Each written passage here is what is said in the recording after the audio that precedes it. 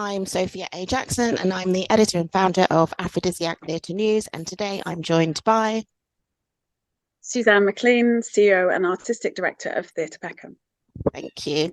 Congratulations on your MBE. How did it feel to get that recognition? Oh my God, it was amazing. Because the work that I do, which is obviously creative, but also really about empowering young people within the arts. And sometimes it can feel like do all the work and there's a lot that goes into it. So getting the recognition for doing all of that work has been incredible. And I just think it's a really lovely thing. It's also been really empowering for the young people as well and their parents. I've had some really beautiful messages from them of congratulations and how they feel and how they feel that they can go on to achieve things because they see that I've been able to achieve that. Thank you. So, as you know, this is about your role as an artistic director. What is the ethos of Theatre Peckham? Wow, it's all about empowering young people, diversifying the arts, creating or raising ambition for young people. And we do that from a grassroots level, all the way through. I think we have a process that's really about understanding what the need is for young people, particularly those who come from diverse backgrounds, ethnically diverse backgrounds. Yeah. And also giving them that platform and that pipeline into creative industries in terms of looking at it as a career. And what does the Theatre Peckham audience look like generally? Oh, our audience is very representative of our local area. Good, yeah. And majority of our audiences are young, meaning under the age of 30. So that's super excited. I mean, there was a time before when people used to say that they didn't really create shows for people like 25 and under. There was that like bracket of like it's either children's theatre or it's like general theatre for everyone, and that one in the middle. Yeah. And I think what I've come to understand with young people is that actually they do want to go to the theatre. They just really want to see themselves represented in those stories. And I think that's the work that I'm really interested in doing, is kind of going, well, how do we, not just the work that we create, but the artists that we bring in, how do we bring in artists who are going to actually serve that as an audience? Because then people do that. And I think also making young people feel that the space is for them. Yeah, and also about their stories, like it's really interesting where for such a long time, if it has been, and if we think specifically of a Black narrative, that there's for such a long time there's been two narratives. One is about oppression, and the other one is about violence. Yeah. And so many young people have been like, okay, but that's kind of like not my story. And I'm like, yeah, because as with everyone else in the world, there's so much going on for us and there's so many different things. And actually those two narratives, those two negative narratives. Yeah, they're not at the forefront of so, and I think sometimes that stopped people from writing the plays that they want to write. And also I think sometimes people have written those plays and they've sent them in and nobody's picking them up, because it's almost like if you're a Black writer, people want you to write for those two specific reasons. Like, okay, we need a play for Black History Month, so can you do? And you're like, yeah, but I want to do this thing that's, I don't know, sit in a hairdresser. And they're like, no, can you not do something about civil rights movement or slavery or and it's that. And I think and things are changing, and have changed, and certainly changed from when I was young.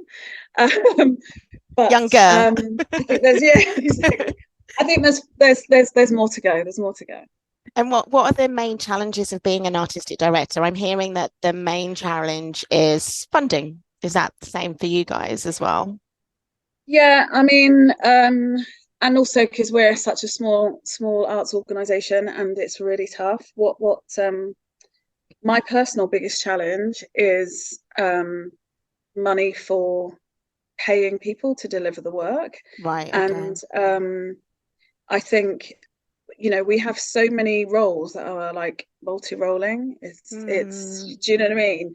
And because you can't, when I look at those bigger organizations, and I don't know, you know, even in development, like in the fundraising team, you've got your head of development, you've got your fundraiser, you've got your philanthropist, yeah. You've got your, do you know what I mean? And it's so divided between all of this, and you've got this whole you know, team. we have one development manager, right, okay. and that's how we kind of like do it across everything. And then also we kind of go, like, our development manager is also the company secretary, so it's like almost every role is Just this slash role. that. Yeah, you know, and that's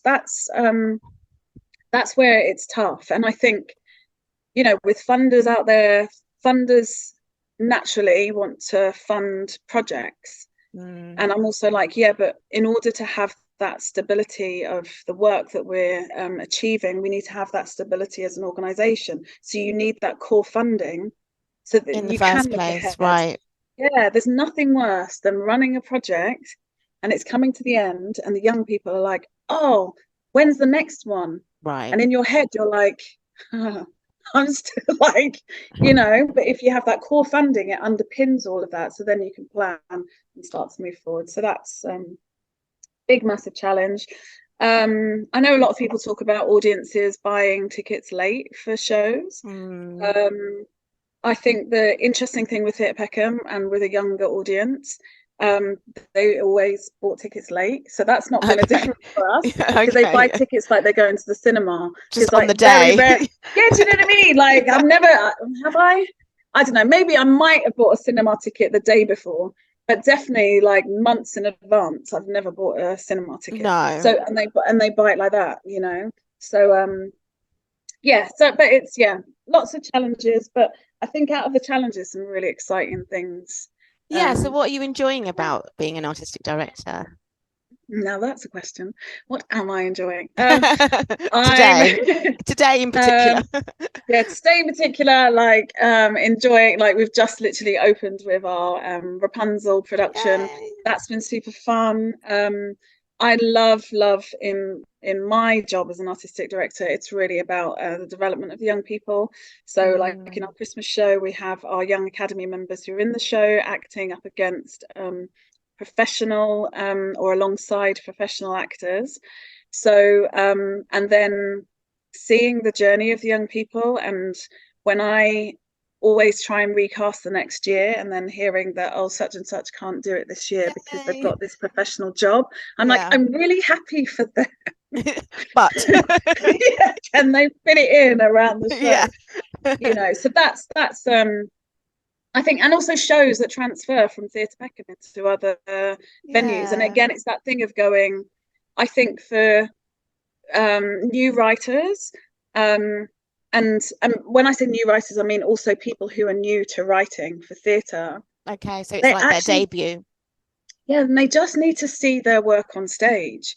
And I get it totally that people are like, well, you know, there's a certain, I don't know, procedure, format and such like for putting on a play, and it needs these different things. But sometimes people just need to see it on, and then you can see the idea there, and then if it can get it on, and if it can get it in front of an audience, it just develops that writer even more, and then they've got a better thing and a stronger product to take forward. So I love that. It sounds like you've got quite a nurturing environment. Yeah, 100%. And I think that's, you know, when I think about Theatre Peckham and where it represents or where it lies within the wider art sector, I think that's exactly where it fits. And I think that, you know, you need those almost like a feeder organization to be able to go, okay, yeah, we can develop this talent, give it some space to grow, find those new stories. We can take, I put it in inverted commas, more risks. In the sense that you know, we can because the shows are about these stories that these young people want to tell, we can actually go out there and platform those, and then it helps the other organizations to kind of like come and look at work and then think, yeah, this isn't actually, maybe it didn't work on the page, but now I've seen it in the theatre, I can see it's got legs and can go somewhere. And how are you nurtured as well? Do you have like a artistic directors WhatsApp group where you support each other, or is it quite do you feel supported by your peers? Yeah, I do. I mean, I'm not really in a WhatsApp group in that way, but definitely there's a circle of people who I phone individually.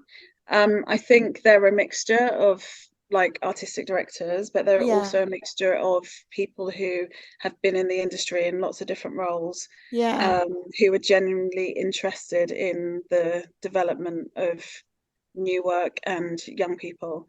So that's really supportive and encouraging. And I think that it's that give back element. And it's really nice to have those people. You know, some of them are my elders who I can go to. I mean, even like Anton Phillips, the actor. You know, I got a beautiful email from him the other day because I was saying, inviting him to press night, and he was just like, I can't make it, but I just love the work. I'm always following what you're doing, and please know that I've always got your support. So things like that are just lovely. Like, just knowing that I've got that support is great. And what does a typical day look like for you? Is there a typical day? Every day feels like it's starts with a typical day and then ends in some kind of like lots of doing stuff going on. Because there's lots going, again, it's a double role. So CEO and artistic director. Right. So it's not just about going, okay, let me set the vision of the organization. That's one thing. But then also there's about meeting, stakeholders and funders and meeting with the board. Okay. And then because of the aspect of Theatre Peckham with young people, I want to stay really well connected to the young people. Important. So there's some sessions that I deliver, or there are one-to-ones that I do with young people. So there's that side, and then there's kind of holding the team as well, so making sure that everyone feels well aligned with the mission and vision. And then there's general public and parents, because we have our academy. So there's that element. My daughter did that academy for a bit. Say that again. My daughter did the academy. She did it for a year. Okay, yeah, cool. And then there's counsellors to meet, or meetings, either that be networking or just really going out and connecting with people. Thank you. So there's a lot. And my final question about you as an artistic director and CEO, is what tips would you give to someone who has aspirations of being an artistic director? I would say think about the values of the organisation that you're leading and live up to those values.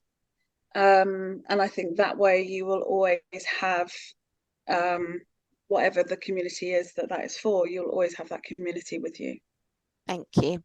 Let's talk about Rapunzel. So press night is tomorrow. Who would you like to see at press night, dead or alive? Oh, wow. Oh, gosh.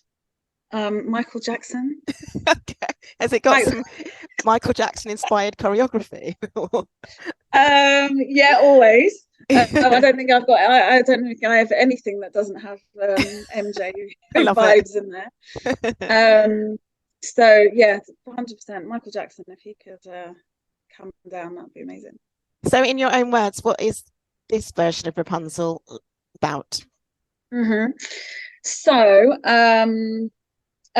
empowering story about a young black girl who finds the magic within herself, and also finds a talent for doing people's hair. So our version is set in an Afro hair salon. Love it. Yeah. And it's perfect because Peckham has plenty of Afro hair salons for us to choose from. Yeah. Have you invited some of the local stylists to come and see the show?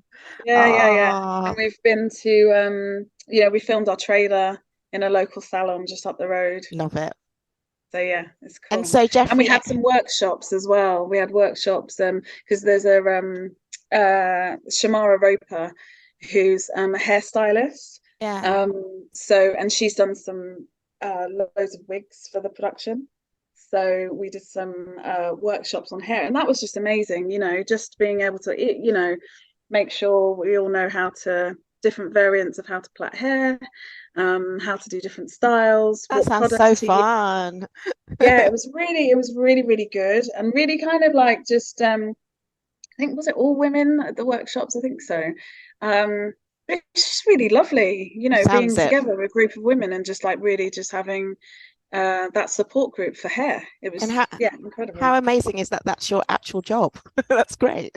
Yeah, totally. Is this the third or the second time you've worked with Jeffrey Amer? I think it's actually our third script. What is it about his writing that you love so much?